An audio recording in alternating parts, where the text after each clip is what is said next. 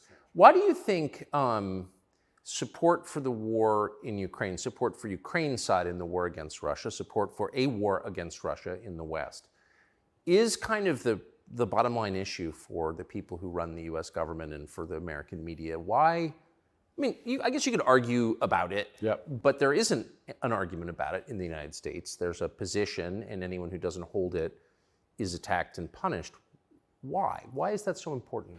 Well, the first thing I think we should all do is I think we should all give Putin credit for curing COVID, right? Because when his invasion happened, COVID went away.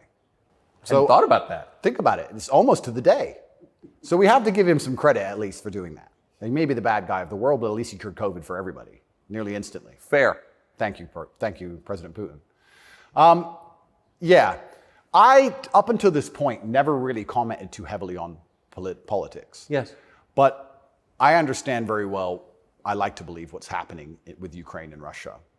And what I will say to the people who are watching this at home is that if you are naive enough to believe that there are good guys and bad guys in wars, and it's as simple as good and bad, and that the bad guys are crazy, and the good guys want freedom, then you need to do a little bit more investigation into what's really happening. And when you look at the vested interest of any country or any person... Can I just ask you to pause and just comment? That's the truest thing, what you just said. That is and anyone who doesn't understand that should shut the fuck up.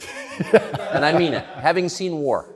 Anyone who's telling you that it's Churchill versus Hitler is an idiot. Well, I'll give you an example. When my father was still alive, excuse me. Yeah, no, it's true. When my father was still alive, my father died 6 or 7 years ago. I was a lot younger. The war in Afghanistan was going on. He died 6 or 7 years ago. How old was he? 56. Oh gosh. Yeah, he died. But the war in Afghanistan was going on. And I remember asking my dad, saying, why do the Taliban even fight and resist the American war machine? They don't stand a chance. Like, why are these terrorists even fighting against the American war machine? And my dad said, they're fighting for their way of life. They want their wife, and they want their children, and they want their society and their language, and they don't want pride flags, and they don't want American bullshit, and they don't want to be told what to do. And they're fighting to be a culture and be a people which is independent in and of itself. Like, they're not the bad guys you think they are. They're people who are like, why are you here? What do you want? We don't agree with that. That's against our holy book. Fuck off.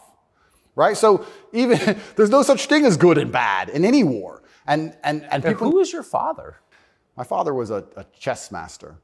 He worked for the CIA when he was a linguist for the CIA, and then he was American.